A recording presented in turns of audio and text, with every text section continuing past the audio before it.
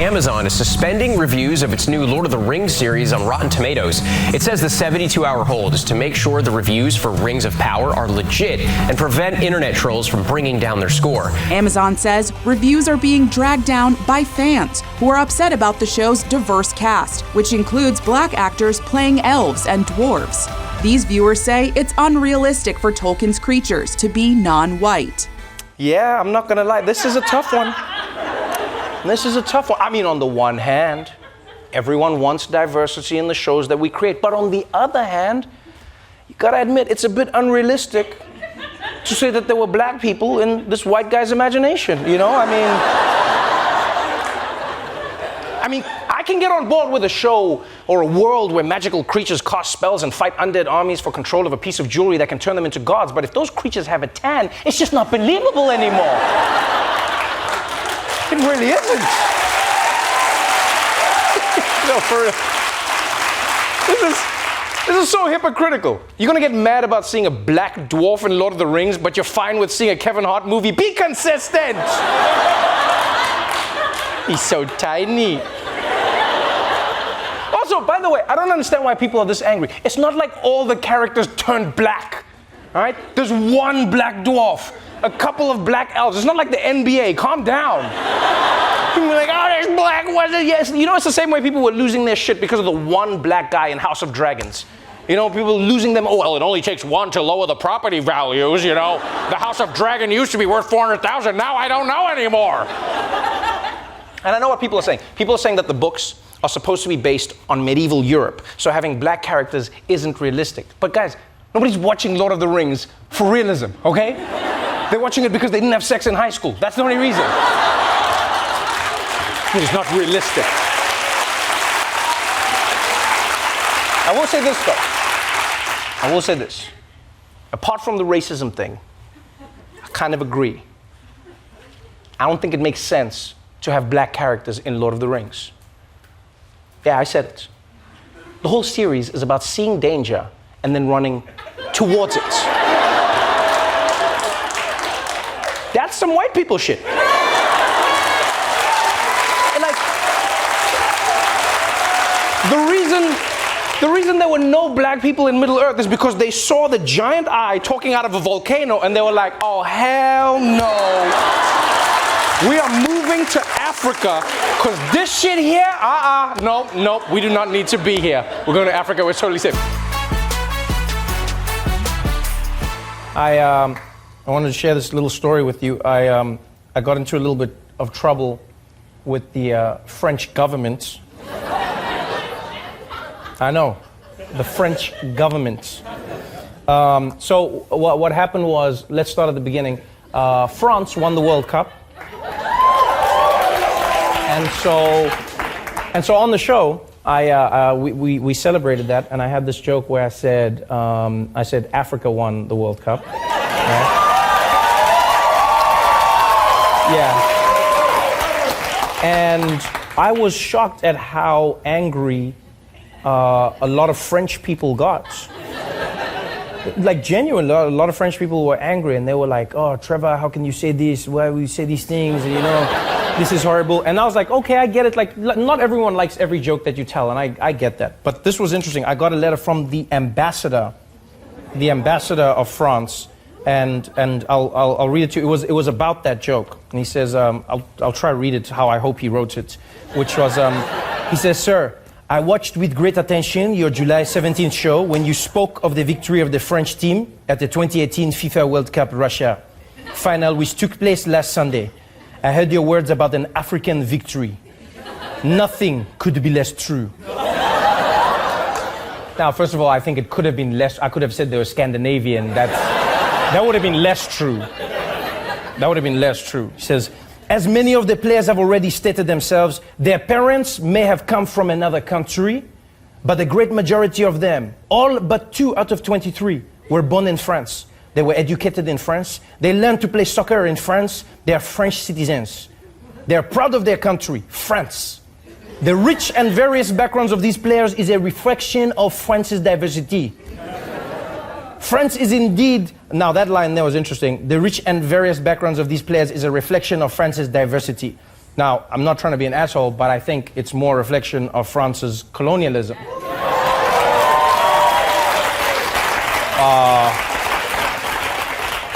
Because it's not like it's just like random play, like they all have something in common. Like all of those players, if you trace their lineage, you're like, how did you guys become French? Like, how did your family start speaking French? Oh, okay, all right. And they say here, he says, France is indeed a cosmopolitan country, but every citizen is part of the French identity, and together they belong to the nation of France. Unlike in the United States of America, France does not refer to its citizens based on their race, religion, or origin. To us, there is no hyphenated identity. Roots are an individual reality. By calling them an African team, it seems you are denying their Frenchness. This, even in jest, legitimizes the ideology which claims whiteness as the only definition of being French. So now, here's the thing. All right, first things first.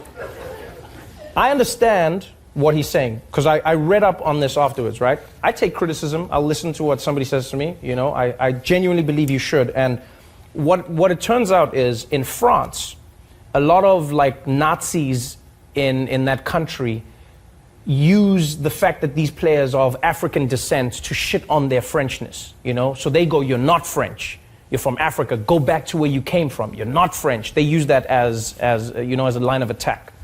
Now, my opinion is, coming from South Africa, coming from Africa, and even watching the World Cup in the United States of America, black people all over the world were celebrating the Africanness of the French players, right? Not in a negative way, but rather in a positive way, going, look at these Africans who can become French. You know what I mean? It's a celebration of that achievement. And so this is what I find weird in these arguments, is that people go, they're not African, they're French. Then I'm like, why can't they be both? Right? Why is that duality only afforded to a select group of people? Why can they not be African? So what they're arguing here is, in order to be French, you have to erase everything that is African?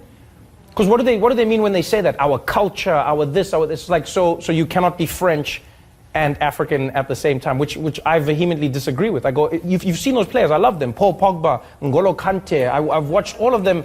Like, I love those players, and I love how African they are and how French they are. I don't take their Frenchness away, but I also don't think you need to take their Africanness away.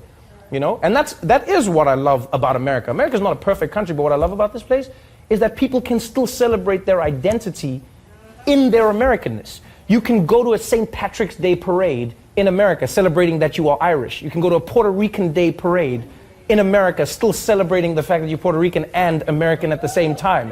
You can celebrate Juneteenth as a black person and be like, yo, I'm African American, which is the duality of the two worlds. But here they're going, no, you are only French. And here's why it vexes me, to be honest. This is what I find interesting, is like, when I read stories from Africa and when I watch what politicians say, especially in France, about African migrants, when they are unemployed, when they may commit a crime, or when they are considered unsavory, it's the African immigrants.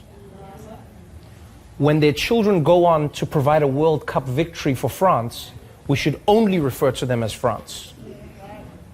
And we even saw it with that African man who climbed the building to rescue the baby. Do you remember that? We watched him climb that building. He rescued the child, and then they gave him French citizenship. They said, you are now French. So now I'm going, so is he now no longer African? Is that what you're saying? So when he was on the ground, he was African. And then he climbed up, and as soon as he rescued the baby, now he's French. So if he dropped the baby, the African dropped the baby.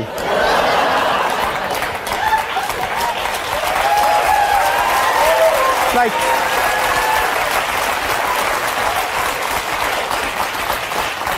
I don't believe that you need, and here's, like I say, again, with respect, I understand what the ambassador is saying. I'm not joining the attack. And I know, don't get me wrong, I know. There's like, you know, we live in a world where, like, nuance is something that is in short supply. And so you will find, You know, in America, for instance, the alt-right saying, that's what we've been saying. They're not French. And we're saying, it's like, but if Trevor says it, it's not racist. But if we say it's racist, like, yeah, I'll say yeah. You know why? Because I believe context is everything. There are certain things you can say to somebody that, like, when I say to my friends, what's going on, my nigga? And if a white person came and said the same thing, yeah, there's a big difference. When I'm saying they're African, I'm not saying it as a way to exclude them from their Frenchness, but I'm rather using it to include them in my Africanness. I'm saying, I see you, my French brother of African descent. Do you know what I'm saying? That's what I'm trying to say. When somebody else says it the other way, you can use the same line in different ways. People are like, so it's different? Yeah, it's different. It can be different. It's like somebody saying, oh, so if you play with your naked child, that's a problem, but if I do it, I'm a pedophile? Yeah. There's a big difference. There's a huge difference. So I will continue to praise them for being African because I believe that they are of Africa, their parents are from Africa, and they can be French at the same time. And if French people are saying they cannot be both, then I think they have a problem and not me.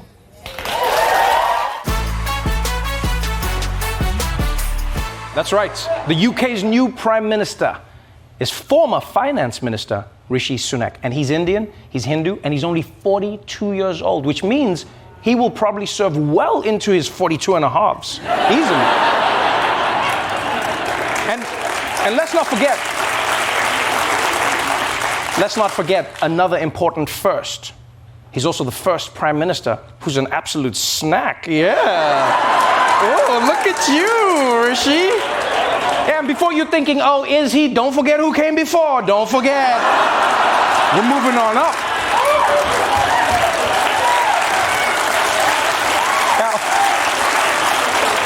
Now, of course, not everyone in the UK is happy about Rishi Sunak taking the top spot and making history. And it's not because of his policies or because of his personality. No, there are some people who have a problem with something else, as this caller to a British radio show so eloquently explained.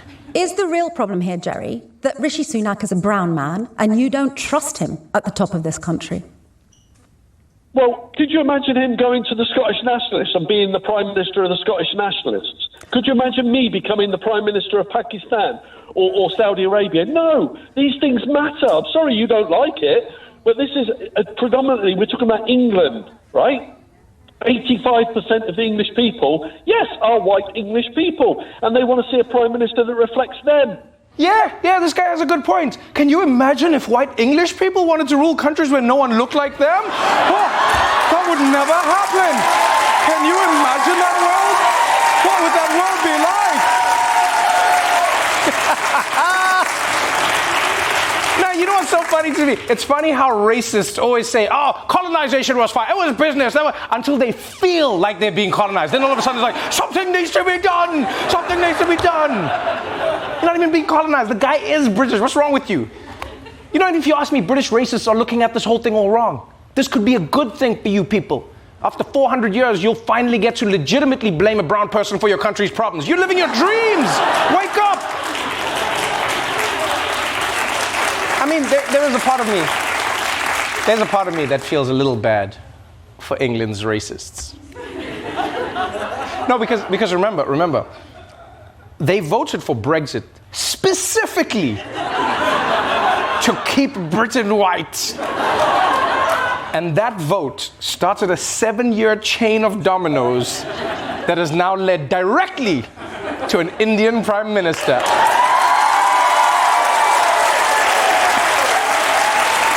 Oh, man. Yeah, they're probably like, oh, this is certainly a rich irony at my expense, isn't it? Yeah. And here's the thing, keep in mind, this caller even says that he is Tory. So this is the same party as Rishi Sunak, right? Which means they probably agree on all the same policies. He just doesn't like that he's not white, which I don't understand. I truly don't understand. What are you scared of? Huh? What is this caller scared of? Does he think Sunak is going to walk up to the podium on his first day in office and be like, it is the greatest privilege of my life to be able to give back to the country I owe so much to, and to show my gratitude, I just want to say, I'm selling the entire country to India. That's right, revenge time, you bastards. This was the plan the whole time. Happy Diwali, mother bitches. It's not going to happen, you racists. You know, every time one of these like internet outrage things happens about which character is being played by whom and people get angry, I would get it if people had good faith arguments, but you can tell that people are just using these moments to disguise a discriminatory idea or a racism that they hold. It's like it's your thing. You know, people are gonna act like, oh no, the Little Mermaid, I'm here because I'm a Little Mermaid purist. I come up with all these bullshit answers. They'll be like, you look at the history of the Little Mermaid. I'm sorry, the history of the Little Mermaid? You mean the imagination of the Little Mermaid? If you look at it, it's like, yeah, if you were a fan, you would have known that Disney had long created Black Mermaids. Like, they did this, they spin off all their movies, they've had tons of them. They had like a Black Mermaid, she did sign language, it used to be a cartoon when we were kids. People don't care about it. They're like, it's never happened. It's just, look, here's the thing, it's not about race, it's just about realism. I'm sorry, what? And then it's ironic that they try and use representation as the argument the other way around, you know? So they will say, it's not about representation. Who cares who plays the role? All that matters is the best person gets the job. And it's like, have you heard Halle Bailey sing? Have you heard her sing? You're gonna tell me the best person? Like, who do you think they got for? You think Disney is just out there in the street like, you, come, let's go. You think they play games like that? It is the best person for the job. You're angry about who the best person was. That's what you're angry about. And it's like, no, but the Little Mermaid, she means so much. And I don't deny that. I don't deny that it must have been amazing for any redhead little girl to see the Little Mermaid. It must have been amazing. It's a beautiful experience. But the movie's still there. You get what I'm saying? It's not gone. You can't not watch it. It hasn't been burned. It is still there. You can still watch it and you can enjoy it. I do all the time. It's not going anywhere. It's like, you get so angry.